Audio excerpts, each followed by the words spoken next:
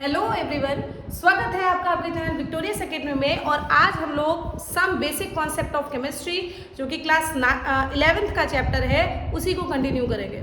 आज हम लोग पढ़ेंगे कि एसआई यूनिट में केमिस्ट्री में किन किन सिंबल्स को यूज़ करते हैं, उनकी यूनिट्स क्या है, उनके प्रीफिक्स क्या है, फिजिकल प्रॉपर्टीज़ क्या है, केमिकल प्रॉपर्टीज़ क्या है और सिग्निफिकेंट फिगर क्या है।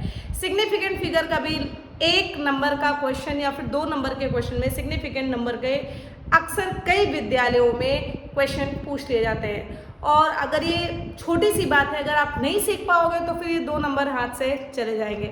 छोटे से ट्रिक से, छोटी सी समझदारी से आप 2 नंबर बड़े प्यार से खींच सकते हो।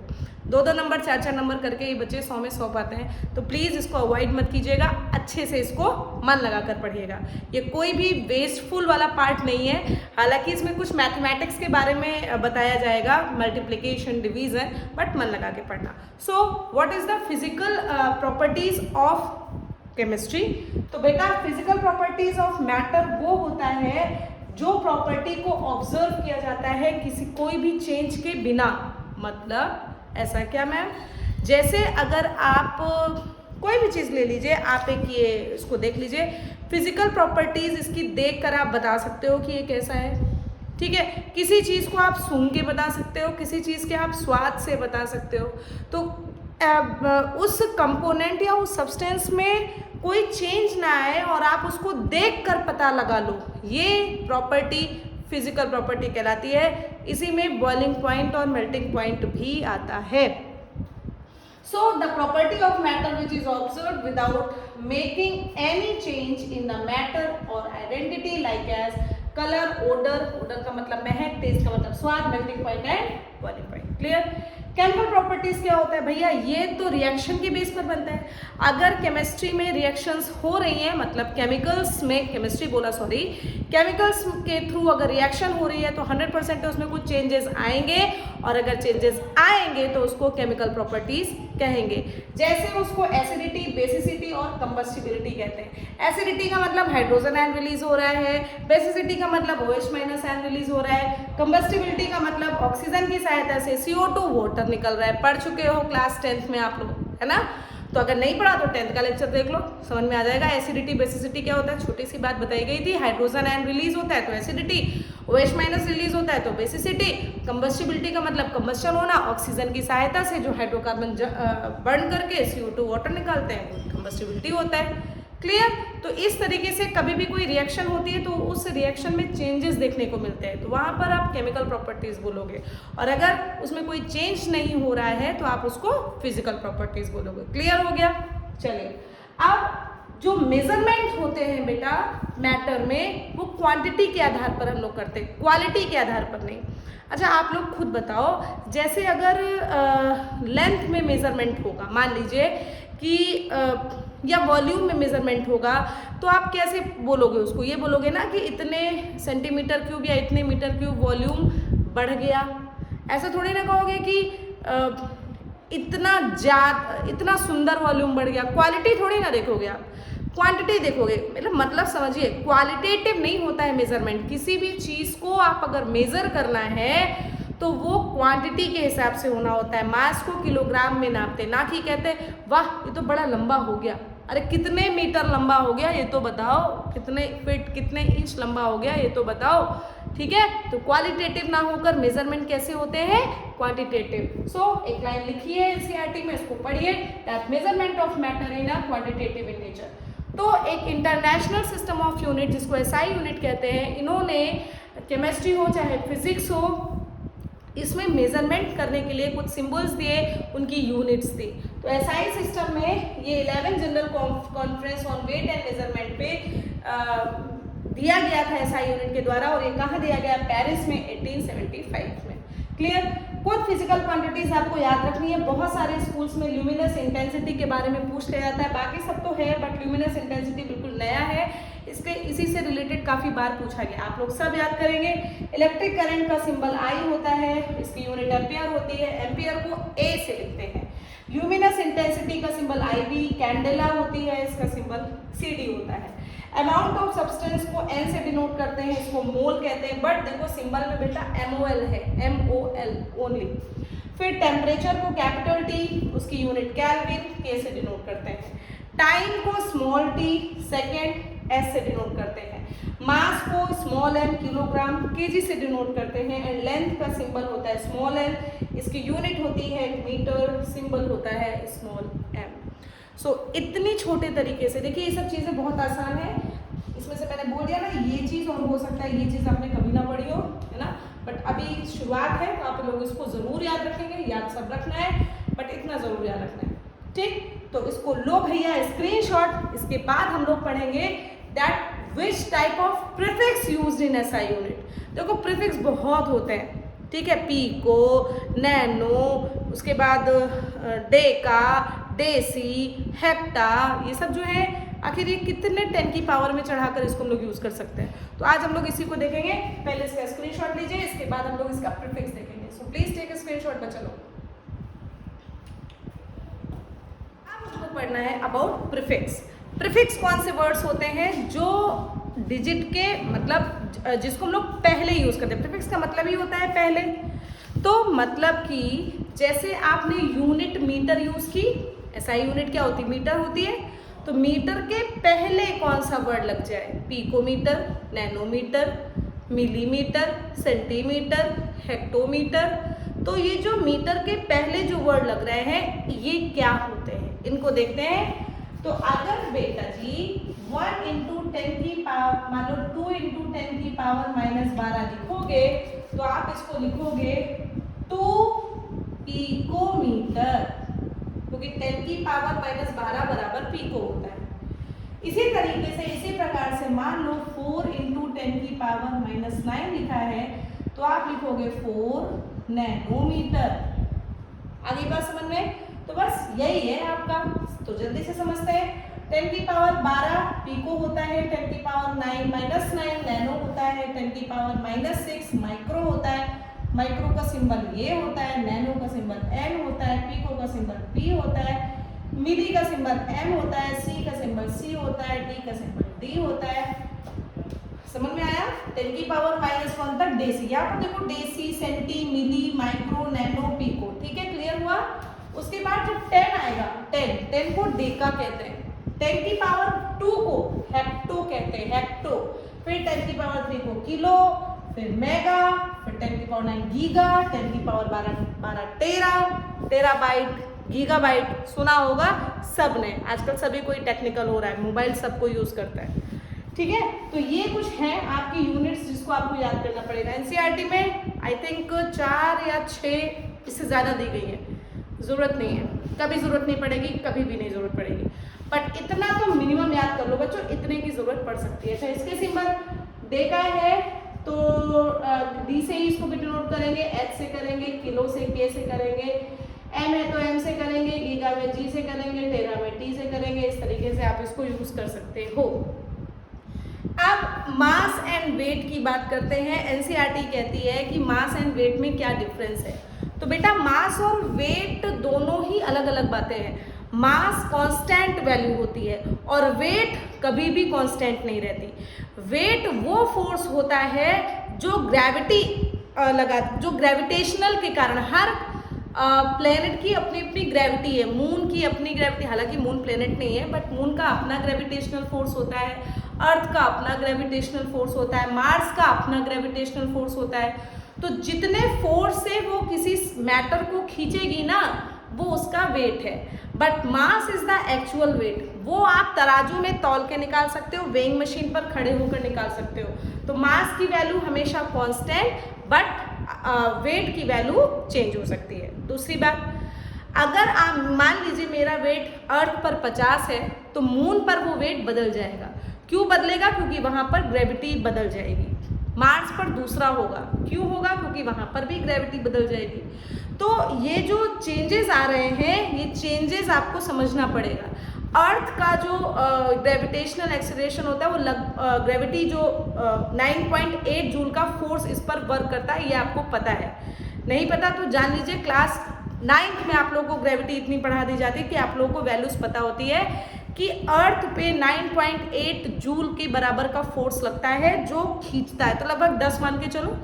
तो अगर 50 वेट मेरा है तो 40 मास है और 10 उसमें ऐड कर दो इसका यही फोर्स, अर्थ का फोर्स, जो अर्थ की ग्रेविटेशनल फोर्स जो खींच रही है हमको।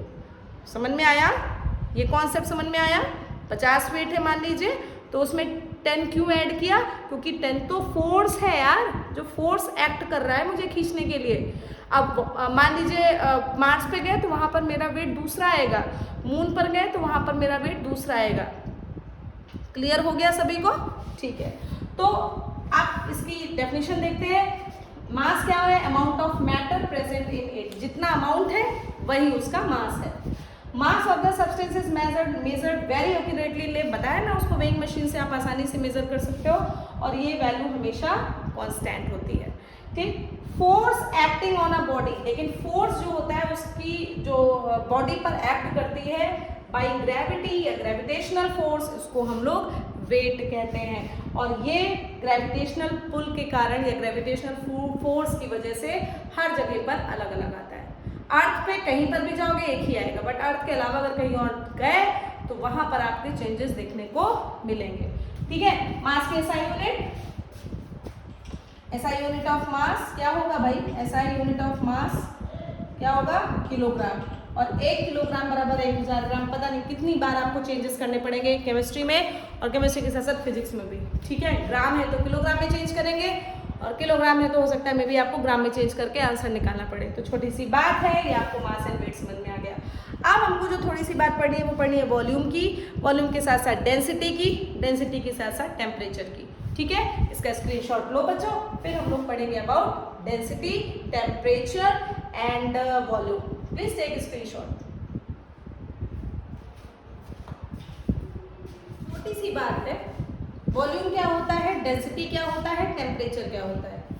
वॉल्यूम के बारे में सभी ने पढ़ा होगा कि ये इसमें आप लेंथ का क्यूब के बराबर वॉल्यूम होता है, सभी को पता है।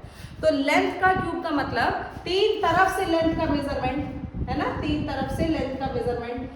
और 3 तरफ से लेंथ का मेजरमेंट कैसे होता है? Length into breadth into height, मतलब लंबाई, चौड़ाई, ऊंचाई।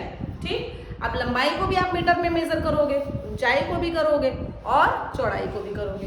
तो 1 metre into 1 metre into 1 metre is equals to 1 metre cube. Also measured in metre के साथ साथ आपको पता है डिस्टेंस की यूनिट या लेंथ की यूनिट क्या होती है? Centimetre cube, decimetre cube, litre, millilitre. Liquid में है तो लीटर, ml में उसको मेजर करते हैं। एक चेंज है छोटू सा, 1 लीटर बराबर 1000 ml, सभी को पता है। और 1 ml बराबर 1 सेंटीमीटर क्यूब या फिर उसको 1 cc कहते हैं। cc वही इंजन का जो हम लोग मेजरमेंट करते हैं ना, इतने cc का इंजन है। तो 1000 ml बराबर ये है तो 1000 centimetre cube, but 1000 centimetre cube बराबर 1 डेसीमीटर क्यूब होता है। बड़ा कंफ्यूजिंग है, इतना ना कंफ्यूज हो, इतनी बात याद रखो, ये वाली बात, या फिर आप ये बात याद रखो। बस 2 बातें याद रखनी, इससे ज्यादा कुछ आपको याद ही नहीं रखना है। क्लियर? डेंसिटी क्या होता है? It is the amount of mass per unit volume. छोटी सी बात है, मास पर यूनिट वॉल्यूम। डेंसिटी बराबर मास अपॉन वॉल्यूम फॉर्मूला होता है। ऐसा यूनिट निकालोगे, मास की यूनिट क्या होती है? किलोग्राम। वॉल्यूम की यूनिट क्या होती है? Metre cube. इसकी यूनिट क्या हो गई? किलोग्राम पर मीटर क्यूब। और इसको हम लोग किलोग्राम मीटर की पावर -3 भी मेजर कर सकते हैं।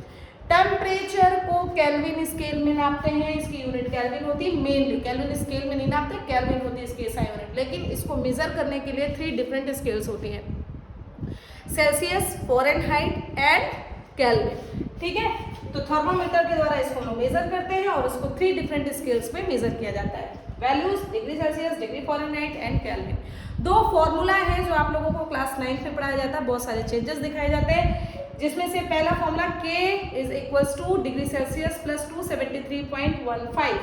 अच्छा, 0.15 नहीं भी लगाओगे तो काम चलेगा और नहीं ही लगाना पड़ेगा। जरूरी नहीं है कि आप 1.15 लगाइए, क्योंकि एक्यूरेट 0.15 लगा के नहीं निकाला जाता, फिर कैलकुलेशन टफ होता है, फिर टाइम लगता है। इसलिए आप लोग डिग्री सेल्सियस प्लस 273 कर दोगे, बात खत्म। मतलब केल्विन से अगर सेल्सियस में बदलना हो या सेल्सियस से केल्विन में बदलना हो, आप ये फॉर्मूला लगाइए, सट्ट से आ जाएगा आंसर। इसके बाद अगर फॉरेनहाइट से आपको सेल्सियस में बदलना हो तो 9/5 इंटू डिग्री सेल्सियस प्लस 32, ये छोटू सा फॉर्मूला है जिसमें आप फॉरेनहाइट से सेल्सियस में बदल सकते हो और सेल्सियस से फॉरेनहाइट में बदल सकते हो। इन दो फॉर्मूला से आप टेम्परेचर का मेजरमेंट एक यूनिट से दूसरी यूनिट में कर सकते हो, एक स्केल से दूसरे स्केल में कर सकते हो। क्लियर हो गया? तो ये भी छोटी सी बात थी। इसके बाद हम लोग पढ़ेंगे सिग्निफिकेंट फिगर। ये क्या चीज है? ये सब तो छोटी बात थी, स्क्रीनशॉट लीजिए। इसके बाद आपको सिखाते हैं what is significant figure. Please take screenshot. तो बच्चों व्हाट इज सिग्निफिकेंट फिगर, इसके बारे में अब हम लोग जानते हैं। ये जो अनसर्टेनिटी है आपके मेजरमेंट में, अगर हमको सिग्निफिकेंट फिगर की नॉलेज हो जाए तो हम लोग इसको बड़े आराम से कैलकुलेट कर सकते हैं। सिग्निफिकेंट फिगर को कैलकुलेट करने के लिए कुछ रूल्स होते हैं, अभी हम लोग उसी की जानकारी ले रहे हैं। तो the uncertainty in the values is indicated by mentioning it's significant figure. तो बेटा एक रूल है कैलकुलेट करने का, इतने रूल जो आपके लिखे बस इसको तैयार करो, ज्यादा चक्कर में मत पड़ो, इतना तैयार कर लो, आपके लेवल में काम चल जाएगा। All non zero digits are significant, मतलब जितने भी जीरो के अलावा डिजिट्स होती हैं वो सभी के सभी सिग्निफिकेंट होती हैं, चाहे पॉइंट लगा हो, चाहे डेसिमल लगा हो या नहीं। जैसे 3.144 का सिग्निफिकेंट फिगर आएगा 4, ठीक है। 2.123 का सिग्निफिकेंट फिगर आएगा 4, 3.1 का सिग्निफिकेंट फिगर आएगा 2। बोलो भाई, ये समझ में आया सभी को? हाँ, मान लो आया 12, significant figure 2। Clear? Pen change कर रहे क्या बच्चों? हाँ, सिग्निफिकेंट फिगर 12। मान लो आया 155, significant figure 3। All non zero digits have significant figure, जो नंबर होगा वही। चलो फिर all zeros between two non zero digit, मतलब दो नॉन जीरो डिजिट के बीच में जितने भी जीरो आते हैं उनको कैलकुलेट करके सिग्निफिकेंट फिगर माना जाता है। जैसे 4.03, ये भी नॉन जीरो, ये भी नॉन जीरो, तो इसके बीच में जीरो आ रहा है, इसको कैलकुलेट करेंगे तो इसका सिग्निफिकेंट फिगर 3, इसका सिग्निफिकेंट फिगर 4, इसका सिग्निफिकेंट फिगर 3। आया समझ में? मान लो ऐसे आ जाए 15003, टू नॉन जीरो डिजिट के बीच में जो जीरो आ रहा है सिग्निफिकेंट फिगर मानेंगे, तो 1 2 3 4 5, सिग्निफिकेंट फिगर 5। क्लियर? फिर एंडिंग जीरोस, मतलब जो सबसे लास्ट में जीरो पाए जाते हैं, कब? After decimal. डेसिमल के बाद जो जीरो पाए जाते हैं वो भी सिग्निफिकेंट होते हैं, ठीक है, वो भी सिग्निफिकेंट होते हैं। कैसे कैलकुलेट करेंगे? 2.40 एंडिंग जीरोस को मान के चल रहे हैं, डेसिमल के बाद वाले, याद रखना है बात। तो इसको हम लोग कैलकुलेट करें, 2.40 कितना है सिग्निफिकेंट फिगर? 3, इसका 4, इसका 4। समझ में आया? Ending zeros after decimal at the end, जितने भी जीरोस होंगे वो भी सिग्निफिकेंट फिगर होंगे। ये आपको समझ में आ गया होगा, इसमें कोई भी बड़ी बातें नहीं समझा रहे बेटा, सब बड़े आसान बातें हैं। फिर power of 10 are insignificant figure, मतलब उनको हम लोग सिग्निफिकेंट फिगर नहीं मानेंगे। जैसे 2.4 इंटू 10 की पावर 6 है, तो ये वाली वैल्यूज तो हो गई, वैल्यू क्या हो गई? Insignificant figure. यानी कि सिग्निफिकेंट क्या है? 2.4, और 2.4 तो भैया नॉन जीरो डिजिट है, सिग्निफिकेंट फिगर कितना आया? 2। ठीक है। फिर इसमें देखो 10 की पावर वाला इनसिग्निफिकेंट, इसको कैलकुलेट करेंगे, जीरो वगैरह कैलकुलेट करेंगे, क्योंकि लिखा है all zeros between two non zero digit के बीच में आने वाले जीरो को भी कैलकुलेट करना है। तो इसमें जो इसका सिग्निफिकेंट फिगर आएगा कितना आएगा? 1 2 3 4। कितना है इसका सिग्निफिकेंट फिगर? 4। क्लियर हो गया बच्चों? एग्जैक्ट नंबर या फिर कांस्टेंट वैल्यू या फिर प्योर नंबर जो होगा उसके पास इनफाइनाइट सिग्निफिकेंट नंबर होंगे, ठीक है, उसके पास इनफाइनाइट सिग्निफिकेंट नंबर होंगे। क्यों? 10 बॉल है मान लो, तो 10.1 10.2 10.3 10.4 करते करते तब वो 11 पे आएगा। तो 10 से 11 के बीच में आप इनफाइनाइट संख्या मान सकते हो कि नहीं मान सकते हो? बोलो भाई। तो एंड सो ऑन अगर आप करते जाओगे तो इसका मतलब है इसका सिग्निफिकेंट फिगर इनफाइनाइट आएगा। इसी में अगर 40 कॉपी है तो मान लो 40.01, 40.000000 कितने उसमें ले जाएंगे आप, इसका कोई अंत नहीं है। तो जो वैल्यू कांस्टेंट होती है, जो वैल्यू एग्जैक्ट होती है, जो वैल्यू प्योर नंबर मानी जाती है, उसके पास सिग्निफिकेंट फिगर इनफाइनाइट होता है। ये बात आप ध्यान में रखेंगे। क्लियर? अब ये आपके सामने कुछ एग्जांपल्स दिए गए हैं, इनको आप कैसे कैलकुलेट करोगे?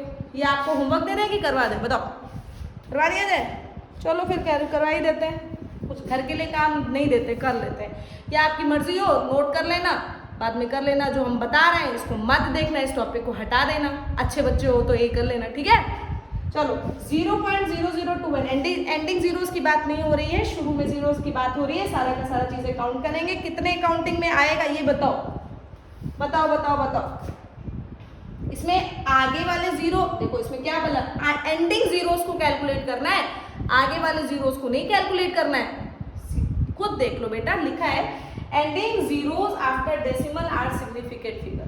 अब इसमें तो जीरो पहले दिया गया है, तो यानी कि उसको हम लोग इनसिग्निफिकेंट मानेंगे। यानी कि आपके पास सिग्निफिकेंट फिगर की वैल्यू कितनी आएगी? 2 आएगी। क्लियर?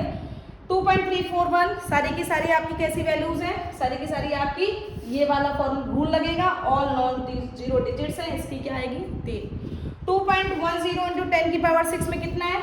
एक तो 2 और 1 कैसी है? नॉन जीरो डिजिट है, और 0 डेसिमल के बाद वाला लग रहा है, ये नहीं, इनसिग्निफिकेंट है, तो इसका सिग्निफिकेंट फिगर 3 आएगा। 0.0123 बताओ, पहले वाले जीरोस को काउंट नहीं करना, बाद में ये 3 काउंट होंगे, इसका सिग्निफिकेंट फिगर 3। बोलो यार, ये वाले में आगे वाले जीरोस को छोड़ दो, पीछे वाला को याद रखो। 4200 को कितना आएगा? 4। सभी को समझ में आ रहा है? फिर 26,001 कितना आएगा बताओ? सब कैलकुलेट करेंगे ना, इसका आएगा 5, बीच में non zero digit, 2 non zero digit के बीच में 0 आ रहा है, कैलकुलेट करेंगे। इसका बोलो 31.00 का बोलो कितना आएगा? एंडिंग जीरोस को कैलकुलेट करना है, कितना आएगा? 4। 120 का कितना आएगा? 3। इसका कितना आएगा? 2। अभी मेरे ख्याल से आपको समझ में आ गया होगा कि कैसे आपको सिग्निफिकेंट फिगर कैलकुलेट करना है। ठीक है? इस वाले पोर्शन को आप हटाकर अपने मन से कैलकुलेट करके फिर आप अपनी आंसर मैचिंग कर सकते हो, ताकि आपको समझ में आ जाए कि आपने सिग्निफिकेंट फिगर को सीखा है या नहीं। ठीक है? नेक्स्ट लेक्चर में हम लोग कुछ चीज़ें सीखेंगे about addition, subtraction, multiplication, division, scientific notation and dimensional analysis. ये छोटी छोटी सी बातें हैं यार, बिल्कुल चैप्टर में क्यों दी गई हैं पता नहीं। वैसे हम ये नहीं कह सकते कि क्यों दी गई है, सीबीएसई दिया है और वो तो करता धरता है बहुत सारे एग्जाम्स के लिए, तो उसने दिया है तो हम लोग तैयार करेंगे। तो नेक्स्ट लेक्चर में हम लोग multiplication, division, subtraction, addition, dimensional analysis और साइंटिफिक नोटेशन क्या होता है इसके बारे में पढ़ेंगे। और उसके बाद चैप्टर स्टार्ट हो, मतलब चैप्टर तो चल ही रहा है, इसके बाद हम लोग डिफरेंट लॉज पढ़ेंगे, मोलैरिटी, बहुत सारे टॉपिक्स आएंगे। ठीक है? तो आज के लिए बस इतना ही। स्क्रीनशॉट ले लिया होगा बच्चों, है ना? स्क्रीनशॉट ले लिया होगा। और आज के लिए हम लोग यहीं पर इस वीडियो को ख़त्म करते हैं। इसके बाद मिलेंगे हम लोग अपने नेक्स्ट लेक्चर में। अच्छे से पढ़ो, मन लगाकर पढ़ो, एक एक चीज़ पढ़ो, बढ़ते रहो, पढ़ते रहो या पढ़ते रहो, बढ़ते रहो, दोनों कॉन्सेप्ट ठीक है। मेरी तरफ से सभी को ऑल द बेस्ट, बहुत सारा प्यार। Thank you so much.